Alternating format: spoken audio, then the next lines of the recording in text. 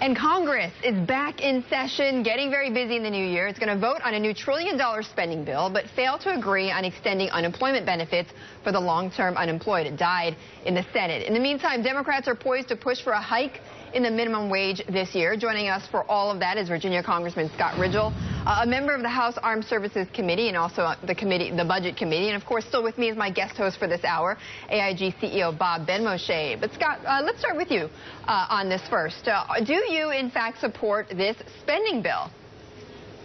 I certainly do, Betty. Kicking off this year, I think in better shape than we did last year.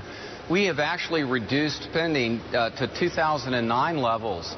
This is really, I think, some accomplishment, and I think it may be interesting for you to hear me say that we've actually gotten some positive results here in Washington, but as it relates to discretionary spending, it's true. All right, Bob, I mean, for CEOs like you, for a while, Washington, and particularly for AIG, Washington has been a big part of your story. Now, in 2014, yeah, it is still a part. Is it a non-story or a story for you? Washington is important because of what happens to our country and our economy, so it is important from that point of view. And I think it's important that we begin to recognize that we're competing in the world arena. And for America, it's not the same old of what it was 40, 50 years ago. Mm-hmm. And so when I see what's happening in Congress, I think this is an important first step because we got to become solvent as a country. And so this begins to deal with our... So something like this, which will possibly avert another government shutdown, is important, obviously. It's an important first step because we have some really big issues to face as a country. We got to get this one, which is the obvious one, behind us so we can deal with some of the other issues. Congressman, you and I have talked quite a bit about, how do we find some areas of, of bipartisanship, right, of agreement. Now, you may support this spending bill, but there's another issue that's creeping up, which is going to be hiking the minimum wage. Democrats have said, look, this is the year where we really make a big push on that. Where do you stand on that? Well, I'm open to bringing it up to like an inflation-adjusted number. The last time it was adjusted was 2007, so I think it is reasonable to say let's adjust it to that.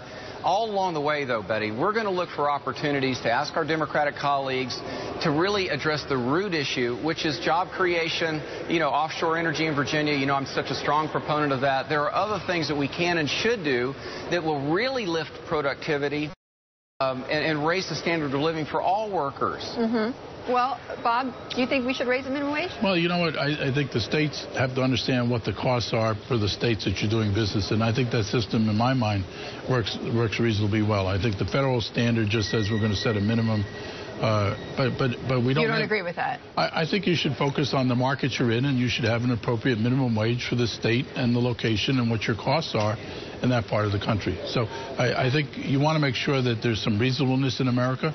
And that's what this is. But are you of the opinion, though, that if we raise the minimum wage to $10 an hour is going to actually hurt small business and it's going to force some jobs to be cut or people not to be hired? That's what people generally say is I can afford this much money. And you're talking about minimum wage, which means you have minimum wage work. And I think this is an issue that the Congress is talking about is how do we raise the skill level?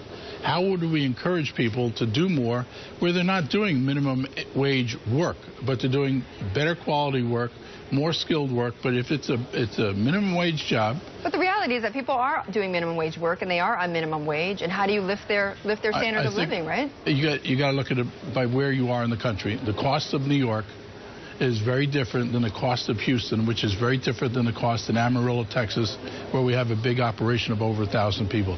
You got to look at where you're doing your work and what is the cost of living in that marketplace. And I'm not sure it makes sense to have a federal standard, or I do think the U.S. government is correct to say this is something at a poverty level we should make sure everyone across this country is at. Well, Congressman, though, the Democrats say, look, this is $10 an hour. People cannot survive right now on the current minimum wage. Well, each state can set its own minimum wage. It can set it higher than the federal standard. So I think there is some flexibility there. The people who are closest to government at the state level can do that. I'm saying today reflects the political reality. I certainly think there should be some standard federal minimum wage. And to say that we adjust it by inflation from when it was last adjusted.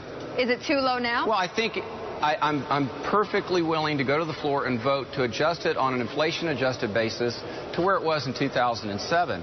I'm still an employer, about, I think, 125 employees in the Hampton Roads market in Virginia that I employ. We have some at the lower end and some at the much higher end of the scale on our employment. This is real to me as well, and it is true that, you know, if you continue to increase the minimum wage, you can price yourself out of the market. And I asked my Democratic friends, I said, well, if $7.25 is not enough and $10.50, or well, why not make it 20? I mean, my point is that you can't legislate out of this beautiful building, basically a standard of living and increase everything from Washington. It just doesn't work. All right, Congressman, great to see you again. That was Republican Congressman Scott Rigell of Virginia, and Bob Ben Moshe will be with me throughout the Open. Stay with us on In the Loop.